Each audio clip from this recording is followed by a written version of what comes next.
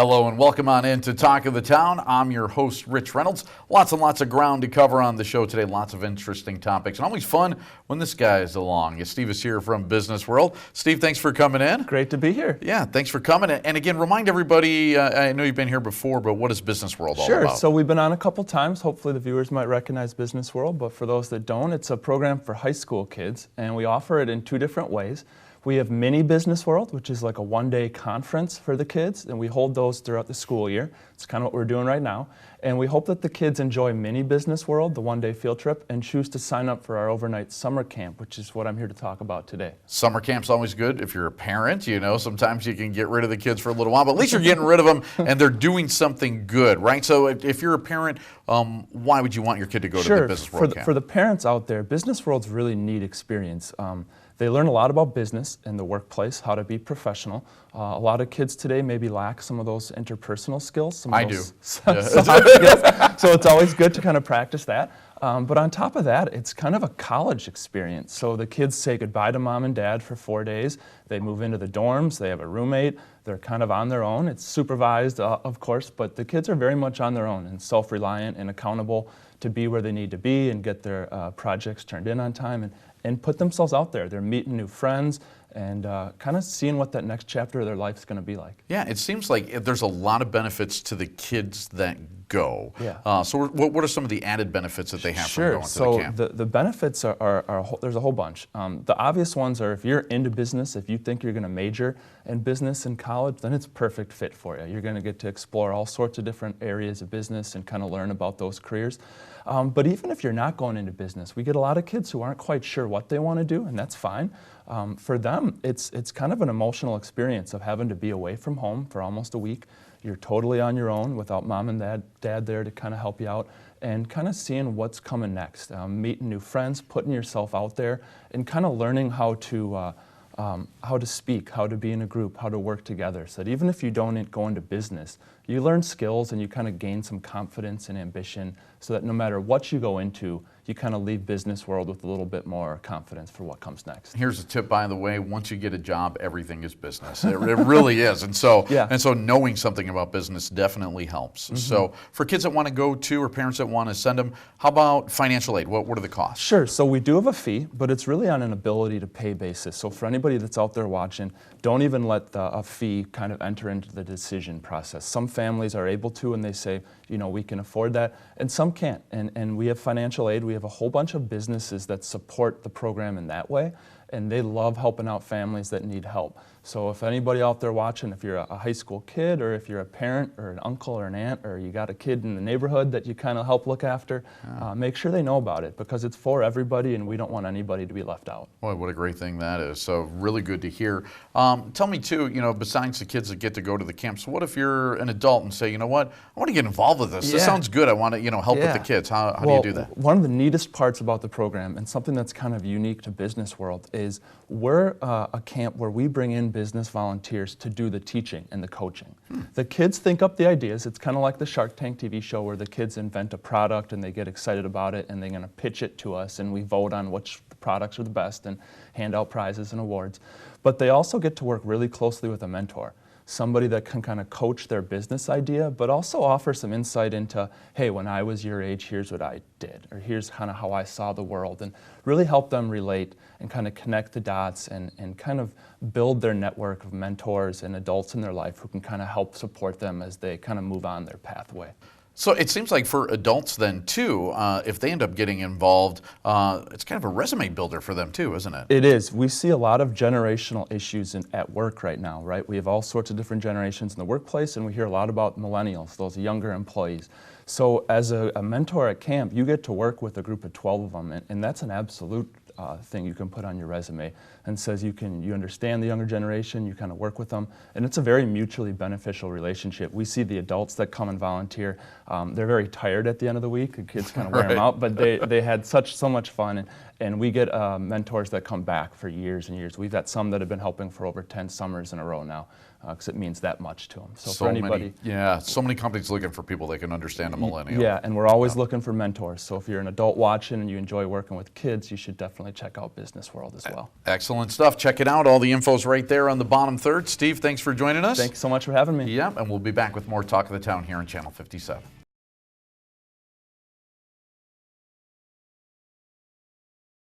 And we're back, and we are talking libraries as we bring back one of our news partners, the SCLS, and we're talking specifically to people from the Sun Prairie Public Library. Shweta and Rex are here, so thank you for joining us. We're talking a little bit about National Library Week. First off, before we even get to what it is or a brief history, when is National Library Week? Are we in it right now? Not yet. Next week we start officially April 10th. April 10th, yeah, okay. The week of April 10th. All right, so now a brief history.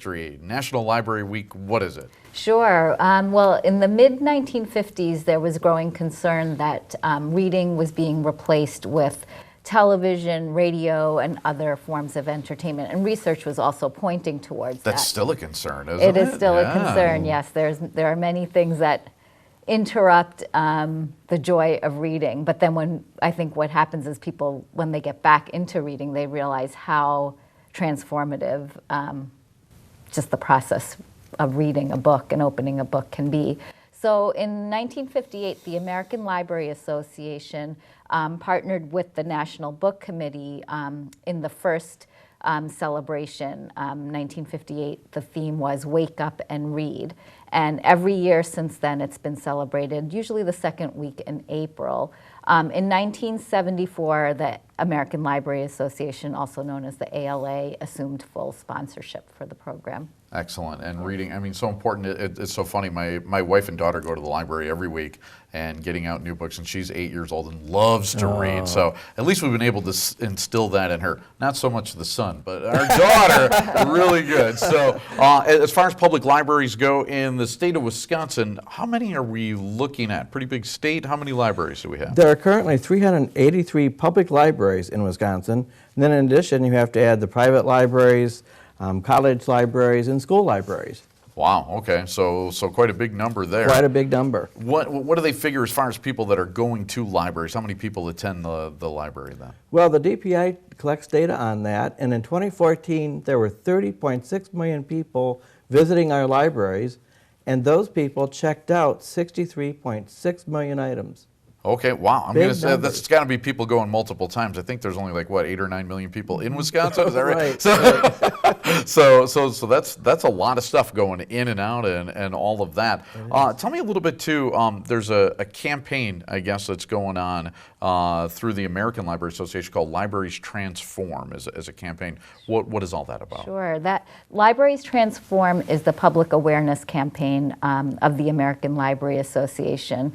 And Libraries Transform is a campaign slogan that the American Library Association is using as kind of a two-way direction, a symbiotic relationship between the community and the library. So libraries are transforming communities by bringing lifelong experiences to their residents. But then communities are also transforming libraries by being involved, letting libraries and library staff know what their needs are. So you'll see that libraries also are changing in ways to fit the needs of their community. So it's a two-way relationship. It's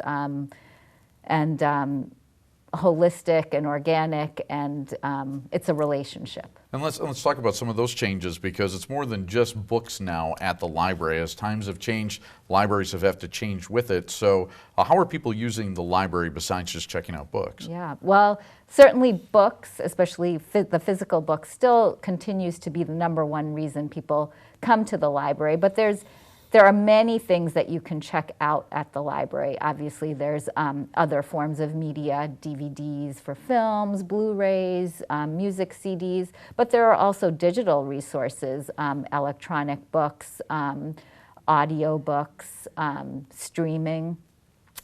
People also come into the library to check out unusual things, like for the hobbyist. You could come in to some libraries where they may have gardening supplies for you to check out, or cookware, things that you may not necessarily want to store in your house, but it's available for you at your public library.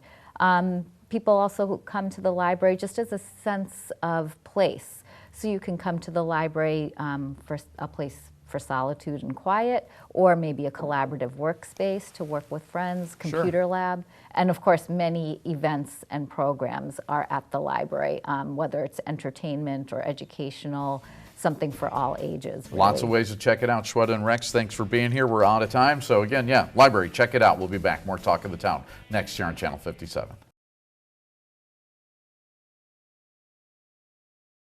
And we're back, and always good to have a familiar face on the program, as I'm sure you recognize Eric from the Medicine Shop Pharmacy in Monona by now. Welcome back. Thanks for having me back. Yeah, thank you. So we're talking about National Take Back Drug Days. Is that our Drug Take Back? Drug Take Back Day. Drug Take Back Days. Yep. Okay. So what's the purpose of a Drug Take Back Day? So obviously, you know, as the name kind of I guess says, you know, it's a way to get rid of unused, unwanted, expired medications that people have hanging around their house. So it's just a coordinated effort to do that.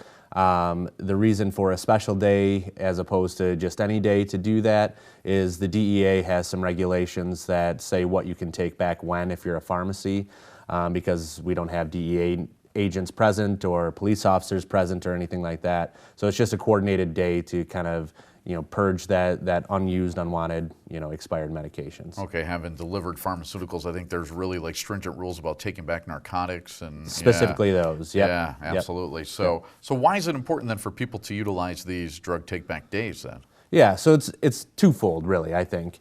The first is the environmental impact. There's been studies that have come out that have shown if you just simply dump them down the toilet and flush them down the drain, or put them in the sink and, you know, chop them up through the garbage disposal and stuff, it does end up in the drinking water. Oh, wow. So okay. They'll find trace amounts in the drinking water. So they want to make sure that that doesn't happen. So that's really number one, is the environmental impact.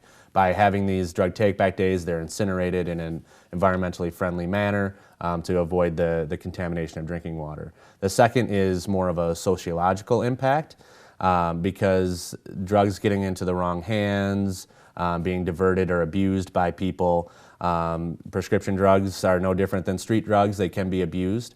And oftentimes prescription drugs is where those street drugs like heroin, which is such a big deal these days, that's where it starts. So having proper disposal does not give those people access to those prescription medications, and hopefully can start to divert some of that prescription drug abuse that's so rampant these days. Absolutely. So now, like on these days, you partner with law enforcement, and then if you do, how long have you been doing that? Yeah, so we partner with the Monona Police Department because our shop is in Monona. Monona, their police department does not have any drug box at the police precinct or anything like that, so they utilize these days to really clean it up.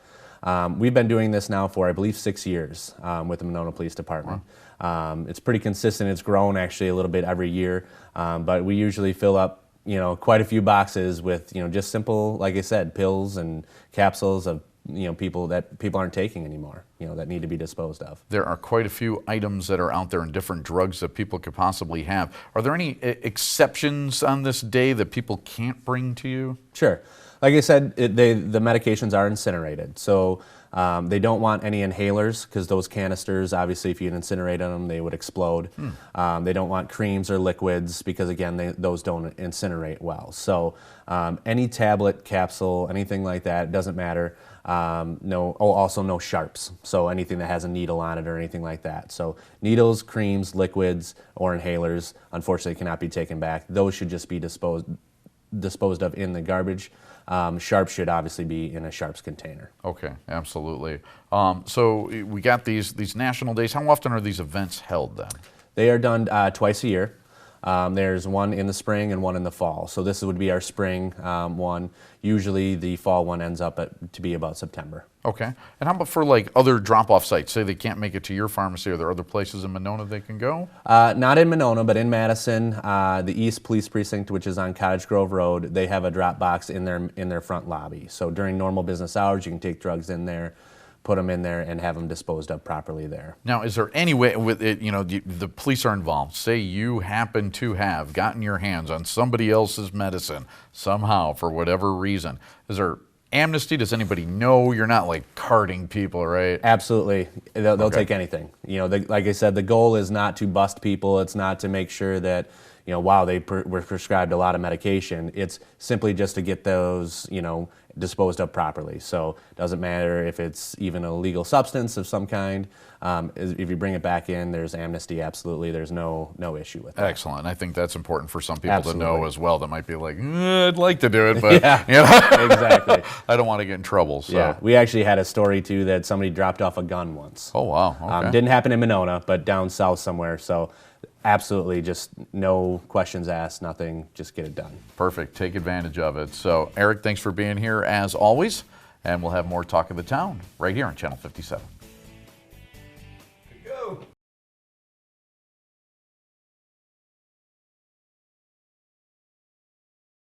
And back on Talk of the Town as we now talk about a topic that is for a good cause and also, I think, going to be a lot of fun as Jack Accola is here. And Jack, welcome to Talk of the Town. Thanks for spending some time with us. Tell us about this event that you got going on.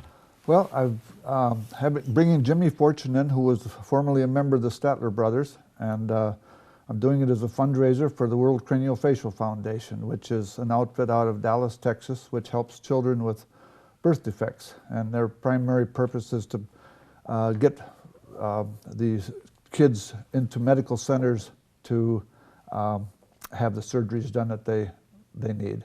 And not to shine too much of a light just on yourself, because I know it's about the kids and everybody else, but you were one of those kids, weren't you? I was one of those kids, and unfortunately they didn't take care of my issue until I was 42 years old, because the procedure that was used to take care of my problem, which is called hypertelorism, wasn't developed until 1971, and I had already had 19 surgeries by then. So, and then I didn't have the opportunity to get it done until in 1986, when everything came together for me, not because of me, but it was kind of a neat circumstance how it all happened. So fascinating stuff. And when you check out the WCF website, I mean, it's like the stuff of miracles, I think. I mean, it's absolutely amazing. So for this event that you're putting on up in Sauk there, out of all the entertainers that are out there, why Jimmy Fortune? Jimmy is just an excellent singer. He does a wide variety of music, and he's a good guy, and somehow or other I just picked on him, and his price was in an area where I thought I could handle it, because when we first started this thing, my name had to go on a piece of paper that says I owe you, and it was for many thousands of dollars, but I felt I had the confidence to do it, and I've got some people to help me. So it has worked quite well up to this point, and it looks like it's going to be good. So. Excellent. Yeah, very good. So I'm sure are you doing this all on your own? Are you getting any help putting this thing together? I've got 8 or 10 people that relatives and friends and just people who are willing to help me, and some of them been out getting sponsors for me, and others have been various tasks, and I didn't feel like I wanted to try and tackle something this large anyway, because you can't do it all yourself, and just knowing there's someone out there who will help you takes a lot of load off your mind. Absolutely. So, putting on a show like that, always a big project. So hopefully you're going to raise a lot of money, and then what are the plans then with that money? What do you hope to do with it?